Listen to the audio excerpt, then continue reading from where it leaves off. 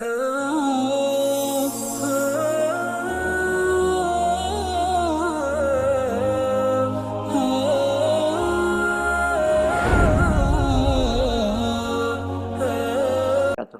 ரமலானுடைய மாதத்தின் இறுதி கட்டத்திலே அடுத்து இன்னும் ஒரு வாரத்திலே பெருநாள் தினத்தை நாம் எதிர்நோக்கி கொண்டிருக்கக்கூடிய இந்த நேரத்திலே எல்லோருடைய மனதிலும் இருக்கக்கூடிய இன்னொரு கவலை என்ன என்று சொன்னால், வருடத்தில் ஒரு முறை வரக்கூடிய இந்த பெருநாள் தொழுகையை கூட கூட்டாக ஒரு திறந்த வெளியிலே நம்மால் தொழ முடியவில்லையே என்ற ஒரு ஆதங்கம் உலகெங்கிலும் உள்ள நம்முடைய முஸ்லீம் சமுதாயத்திலே இருந்து கொண்டிருக்கின்றது. ஏனென்றால் ஒன்று கூட முடியவில்லை. இந்த கொரோனா வைரஸ் காரணமாக பள்ளிவாசல்கள் இழுத்து மூடப்பட்டிருக்கின்றது, ஜமாத்து தொழுகைகள் தடை செய்யப்பட்டிருக்கிறது, 5 பேருக்கு மேல் ஒன்று கூடி நிற்பதையெல்லாம் தடுக்கப்பட்டிருக்கிறதே. நாம் எவ்வாறு இந்த பெருநாள் தொழுகையை தொழுவது? தொழுகை கடமை இல்லையா அல்லது வீட்டிலே தனியே தொழுவதா? இதனுடைய சட்டம் என்ன? நாங்கள் என்ன செய்து கொள்ள வேண்டும் என்ற கேள்வி பல பக்கத்திலும் பல சகோதரர்களிடமிருந்து வந்து கொண்டிருக்கின்றது. இதற்கிடையிலே அரபு நாடுகளில், மத்திய கிழக்கு நாடுகளில் உள்ள உலமாக்கள் எல்லாம் இந்த பெருநாள் தொழுகையை வீட்டிலே நீங்கள் தொழுது கொள்ளுங்கள், தொழுகை மட்டும்தான், ஆனால் உரையாற்ற வேண்டாம், எந்த ஒரு உபன்யாசமும் நீங்கள் செய்ய வேண்டாம் என்று அவர்கள் சவுதி அரேபியா போன்ற சில அரபு நாடுகள் ஃபத்வா கொடுத்திருக்கின்றது. அந்த ஃபத்வாக்களை அடிப்படையாக வைத்து அரபு நாட்டில் இருக்கக்கூடிய தமிழ் பேசும் சில அறிஞர்கள், சில மௌலைமார்கள் பெருநாள் தொழுகை முறையை பற்றி பேசியிருக்கின்றார்கள். வீட்டிலேயே நீங்கள் தொழுது கொள்ளுங்கள், அரபு நாட்டிலே உள்ள அறிஞர்கள் உரை நிகழ்த்த வேண்டாம் என்று சொல்லியிருக்கின்றார்கள். எனவே உரை வேண்டாம், திருநாள் தொழுகை மட்டும் தொழுது கொள்ளுங்கள் என்று மேற்கோள் காட்டியிருக்கின்றார்கள். இதற்கு இமாம் புகாரி ரஹ்மஹுல்லா அவர்கள் அவருடைய புகாரி கிரந்தத்திலே தலைப்பிட்ட ஒரு செய்தியையும் கொண்டு வருகின்றார்கள். அதனால் அதாவது அந்த செய்தி என்னவென்றால், பெருநாள் தொழுகை தப்பித்தவர்கள் வீட்டிலே தொழுது கொள்ளுதல் அப்படிங்கிற ஒரு சட்டத்தை கொண்டு வந்திருக்கிறாங்க. அந்த சட்டத்தை கொண்டு வந்து அப்போ வீட்டில் பெருநாள் தொழுகிற சம்பந்தமாக ஏற்கனவே இமாம்கள் பேசியிருக்கிறாங்க பாருங்க அப்படின்னு சொல்லி அந்த பேச்சு இருக்கிறத நாங்கள் பார்க்கலாம். அன்புக்குரியவர்களே, அதனால் இது சம்பந்தமான ஒரு தெளிவான விளக்கத்தை நாங்கள் பார்ப்போம் இன்ஷா அல்லாஹ். வீடியோக்குள்ளே வாங்க, அது சம்பந்தமான விடயங்களை நாங்கள் பார்க்கலாம். இது வருடத்தில் நமக்கு ஒரு தடவை நோன்பு பெருநாள், ஒரு தடவை ஹஜ்ஜி பெருநாள் வந்துக்கிட்டு இருக்கிறது. இந்த பெருநாள் தொழுகை ஃபர்லு இல்லாவிட்டாலும் ஒரு கட்டாயமான ஒரு சுன்னாவாக இது இருக்கிறது. மற்றைய ஃபர்லான தொழுகைகளை பொறுத்த வரைக்கும்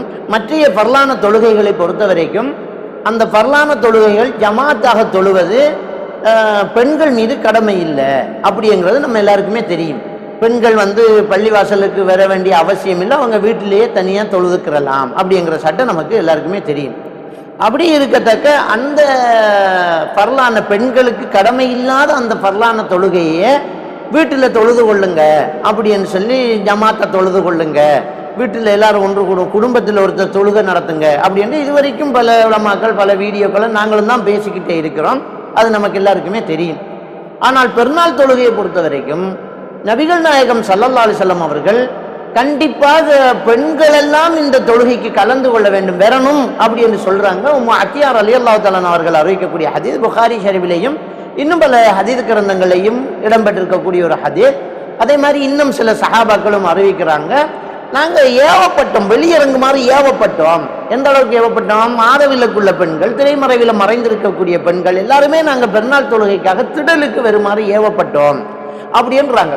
அப்போ ஃபர்லு தொழுகைக்கு பெண்களுக்கு ஜமாத்து கடமை இல்லைங்கிறது நமக்கு தெரிந்த ஒரு விடயம். ஆனால் இந்த பெருநாள் தொழுகைக்கு கண்டிப்பாக தொழ முடியாத பெண்கள் கூட அந்த இடத்துக்கு வாங்க, அவங்க தொழுகையில இருந்து பிரார்த்தனையில கலந்துக்கொள்ளுங்க, தொழுகையிலிருந்து கொஞ்சம் விலகி நில்லுங்கன்னு சொல்லி நபிகள் நாயகம் ஸல்லல்லாஹு அலைஹி வஸல்லம் அவர்கள் சொன்ன ஹதீஸை நாங்கள் பார்க்குறோம்.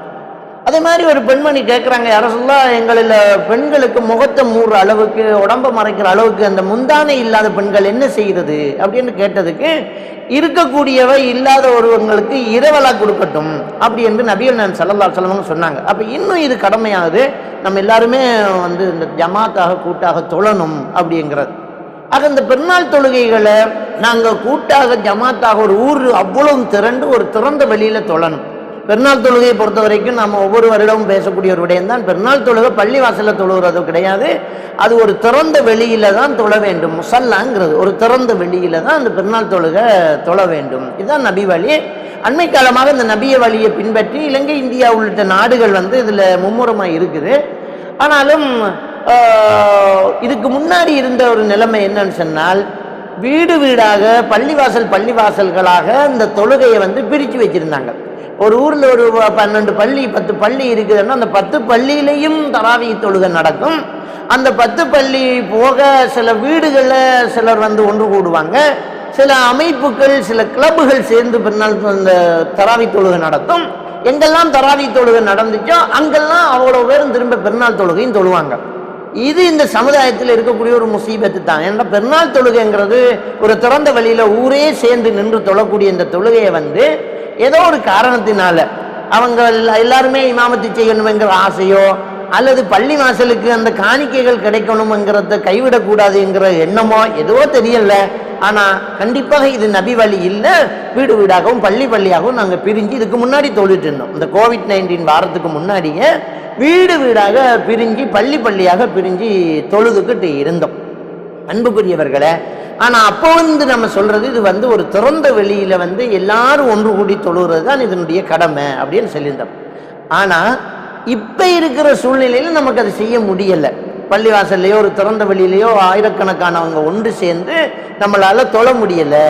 அப்போ இந்த ஒரு சந்தர்ப்பம் தவிர்க்க முடியாத சந்தர்ப்பம் இருக்குது இல்லையா? இந்த சந்தர்ப்பத்தில் தான் நாங்கள் தனித்தனியாக குடும்பமாக தொழுகிற இடத்துல வந்து அனுமதி வருது. வாய்ப்பு இருக்கும்போது அதை செய்யலை, பிரிஞ்சிருந்தோம். இப்போதான் அதுக்குரிய சந்தர்ப்பம், பிரிஞ்சு தொழுகிறதுக்கான சந்தர்ப்பம், தகுந்த காரணம் இருக்குது. முடியல. யார் யாருக்கு என்னென்ன நோய் இருக்குன்னு தெரியாது. ஏன்னா அந்த கொரோனா நோயை பற்றி சொல்லும்போது அவங்களுக்கு அதனுடைய அடையாளங்கள் அதனுடைய தன்மைகள் வந்து வெளிப்படாமல் இருக்கும். ஆனால் அவங்க தொத்திக்கிட்டு இருப்பாங்க, அடுத்த ஆளுக்கு அதை பரப்பிக்கிட்டு இருப்பாங்கங்கிற தகவலை வச்சு யாருக்கிட்ட என்ன இருக்குன்னு தெரியல. அதனால இன்னும் கொஞ்சம் நாளைக்கு தனிமைப்படுத்துங்க, இந்த அமளி முடியும் வரைக்கும் அப்படி என்று அறிவித்தல் இருக்கிறதுனால இதை எல்லாருமே நம்ம ஏகோபித்து முடிவெடுத்து இருக்கிறதுனால நாங்கள் என்ன செய்கிறோம், கொஞ்சம் வந்து அதை தனிமைப்படுத்திக்கிட்டு இருக்க வேண்டிய ஒரு சந்தர்ப்ப சூழ்நிலை நமக்கு வந்திருக்குது. இப்போ தான் இது வந்து தனியாக தொழுகிறதுக்கு வீடு வீடாக பிரிஞ்சு தொழுகிறதுக்கு அனுமதிக்கப்பட்ட ஒரு விடயமாக இருக்குது. என்றாலும் நாங்கள் நம்ம குடும்பங்களுக்கு இந்த தொழுகையை நடத்துவோம்.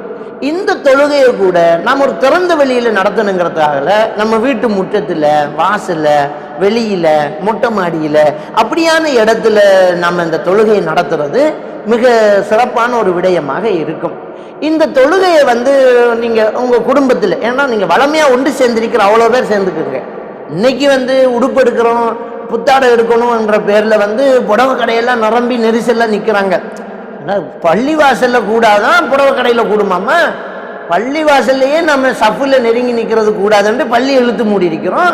ஆனால் கடையில் பொருள் வாங்குறதுக்கு, கறி வாங்குறதுக்கு, மரக்கறி வாங்குறதுக்கு, உடுப்பு வாங்குறதுக்கு போய் சனத்தில் நெருக்கி நிற்கிறோம். அதே முதல்ல தப்பு. அப்போ இது பிள்ளை என்றால் அது எவ்வளோ பெரிய பிள்ளை, சிந்திச்சு பாருங்க.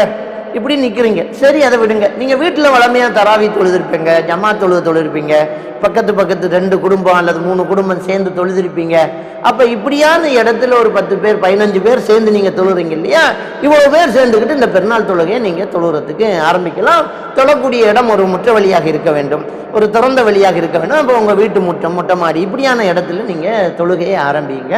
இந்த தொழக்கூடிய நேரம் வந்து பார்த்தீங்கன்னு சொன்னால் நபிகள் நாயகம் ஸல்லல்லாஹு அலைஹி வஸல்லம் அவர்கள் இந்த பெருநாள் தினத்தில் முதல்ல ஆரம்பிக்கிற தொழுகையாக இருக்கும். இந்த தொழுகைக்கு முன்னையும் பின்னையும் எந்த ஒரு சுண்ணத்தும் கிடையாது.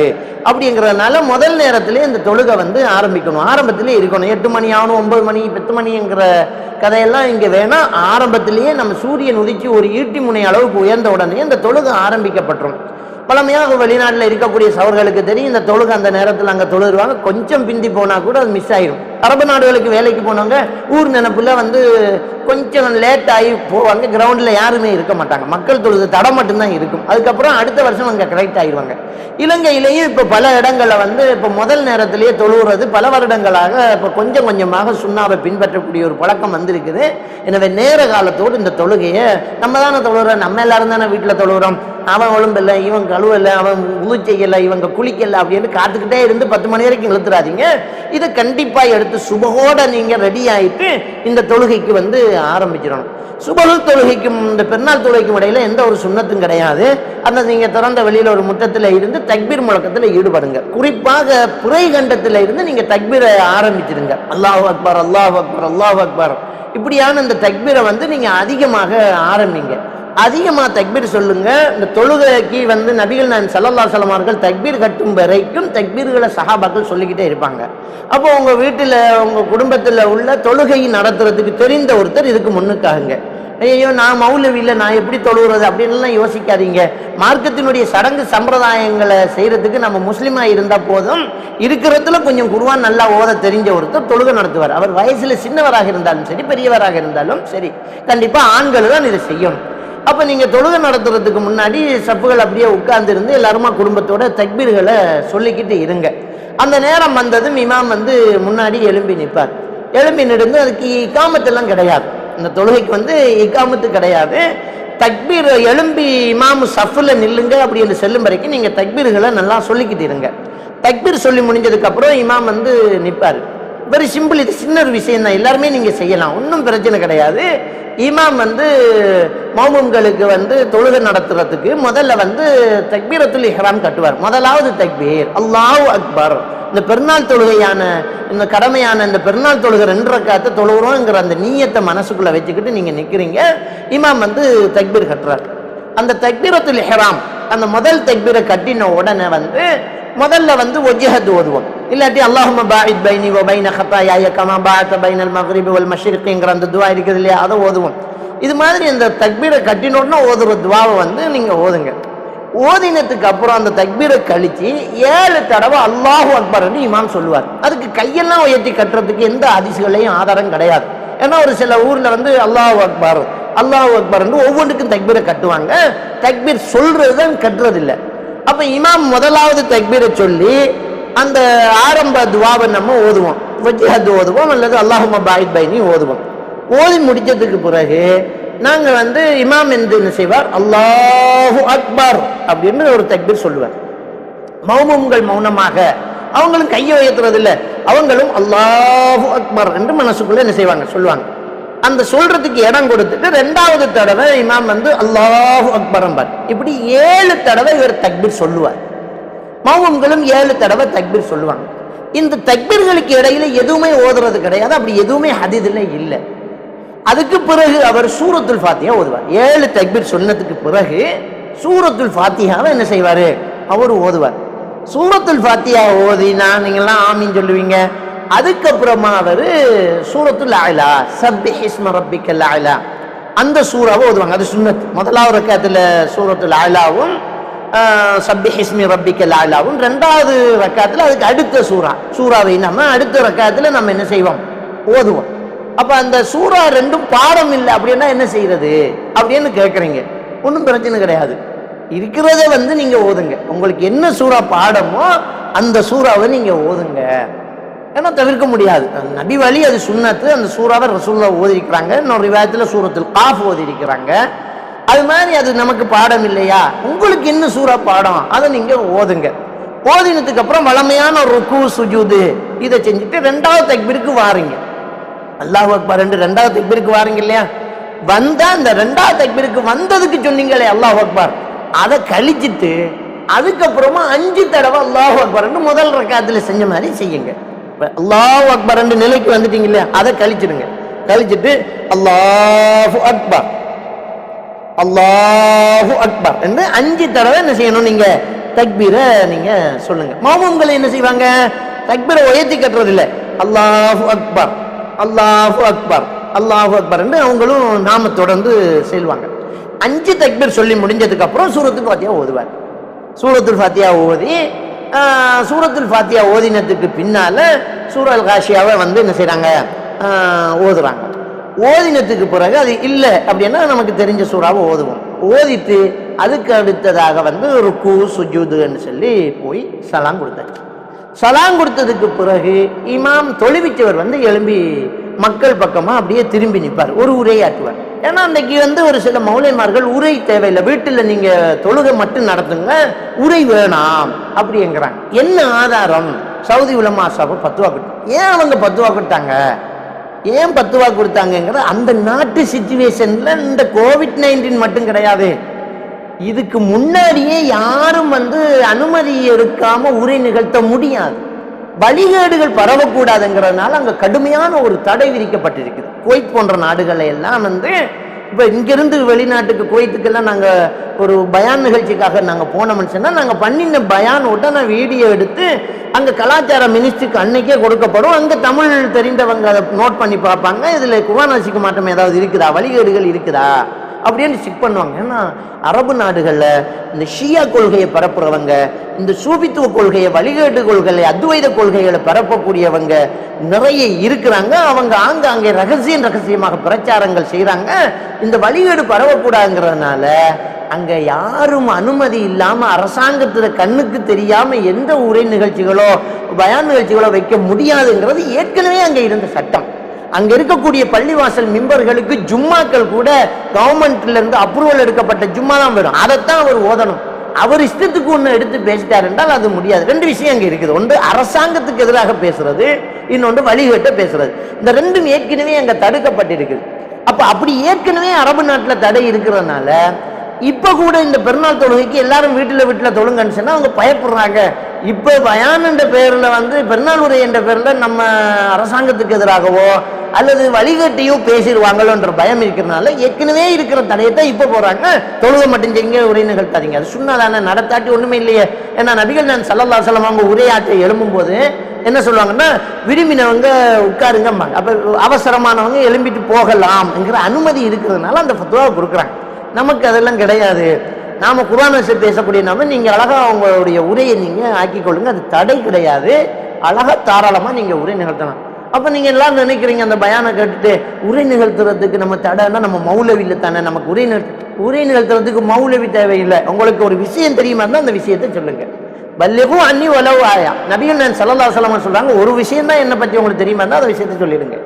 ஆனா நபி சொன்னதாக ஊர்ஜிதமா இருக்கணும். அன்னிங்கிறாங்க, என்னை பற்றி தான் இந்த கரெக்டா சொல்லுங்க அப்படிங்கிறாங்க. எனவே நீங்க இந்த உரையை உங்களுக்கு திக்கும் தடுமாறும் அப்படின்னா எழுதிக்கோங்க, ஏற்கனவே எழுதிக்கோங்க. எப்படி இந்த உரையை ஆரம்பிக்கணும் அப்படின்னு சொன்னா முதல் அல்லாஹ்வை புகழுங்க, அல்ஹம்துலில்லாஹ் என்று சொன்னாலே போதுமானது. தெரிஞ்சவங்க இன்னல் ஹம்துலில்லாஹ் நஹ்மதுஹு வ நஸ்தஈனுஹு வ நஸ்தக்ஃபிருஹு சொல்லுங்க. இல்லாட்டி அல்ஹம்துலில்லாஹி ரப்பில் ஆலமீன் என்று சொல்லுங்க. ரெண்டாவது ரசூலுல்லாஹ் மீது ஸலவாத் சொல்லுங்க, அஸ்ஸலாத்து வஸ்ஸலாமு அலா ரசூலில்லாஹ் சொல்லுங்க. அல்லாஹ் நம்ம அத்தஹியாத்துல பின்னால ஓதுவோமே அந்த ஸலவாத் ஓதுங்க. இப்படி நபி மீது ஸலவாத் சொல்லுங்க, அல்லாஹ் புகழுங்க. அதுக்கு அடுத்ததா ஒரு உபதேசம், சின்னதா ஒரு உபதேசம். ஏதாவது இந்த பெருநாள் தொழுகையில இந்த பெருநாள் தினங்களை தர்மம் செய்யுங்க, வீண்பிரியங்கள் செய்யாதீங்க. வீண்பிரியம் செய்யறவங்களை அல்லாஹ் விரும்ப மாட்டான். குடும்பங்களோடு சேர்ந்து நடந்து கொள்ளுங்க, உணவுகளை அடுத்த சகோதரர்களுக்கு கொடுத்துருவாங்க, இந்த ஹராமான காரியங்களை ஈடுபடாதீங்க. இப்படி ஏதாவது உங்களுக்கு விருப்பமான ஒரு உரையை சொல்லுங்க. அதுல குர்ஆன் ஹதீஸுடைய வாசகங்கள் தெரியுமா இருந்தா அதை சொல்லுங்க. அதை முடிச்சுட்டு நீங்க ஸலவாத்தோட நீங்க முடிக்க வேண்டியதான். அவ்வளவுதான். வெரி சிம்பிள், சின்ன விஷயம். ஏன்னா ஒன்றும் பயப்பட தேவையில்லை, ஒன்றும் கவலைப்பட தேவையில்லை. நமக்கு அல்லாஹ் கடமையாக்கின இந்த பெருநாள் தொழுகை நம்மளை விட்டு போகுதே. என்ன 30 நோன்பு பிடிக்கிறோம், 29 நோன்பு பிடிக்கிறோம். இந்த ரமலானுடைய காலத்துல எவ்வளவோ செஞ்சுட்டு கடைசியா அந்த பெருநாள் தொழுகை தொழலாட்டி நமக்கு ஒண்ணுமே நிம்மதி இல்லை, பத்தியம் இல்லைன்னு சொல்லுவாங்க இல்லையா, திருப்தி இல்லை. அப்படி ஆகுது. என்னப்பா ஒரு பெருநாள் தொழுகை இல்லாட்டி ரூஹானியத்தை இல்லையே அப்படின்னு ஆதங்கப்படுறீங்க. தேவையே இல்லை, தாராளமாக தொழுங்க. உங்கள் வீட்டில் தொழுது கொடுங்க.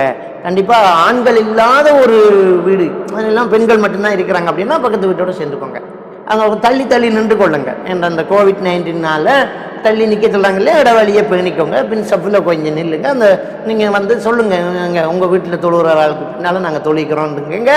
உங்கள் குடும்பத்தில் 2 பேர் 3 பேர் சேர்ந்து நீங்கள் தொழுது கொள்ளுங்க. இதுக்கு 40 பேர் இருக்கணும், 50 பேர் இருக்கணுங்கிற சட்டமே கிடையாது. நீங்கள் 3 பேர் இருந்தால் ஜமாத்து தொழுகை நடத்துங்கன்னு ரசூலுல்லாஹி ஸல்லல்லாஹு அலைஹி வஸல்லம் சொன்னதுனால, அதனால் நாம் என்ன செய்வோம், நாங்கள் இந்த பெருநாள் தொழுகை ஜமாத்தோட தொழுவோம். அல்லாஹ் தஆலா நம் அனைவருக்கும் அந்த பாக்கியத்தை தந்தருள்வானாக. இந்த ரமலானுடைய மாதத்தினுடைய புனிதத்தை பேணி அந்த பெருநாள் தொழுகையை நாம் தொழுவு கொள்வோம். எல்லாம் வல்ல அல்லாஹ் சுப்ஹானஹு வ தஆலா நம் அனைவரையும் ஈமானோடு வாழ வைத்து ஈமானோடு மரணிக்க செய்வானாக. வாஹிர் தஅவானா அல்ஹம்துலில்லாஹி ரப்பில் ஆலமீன்.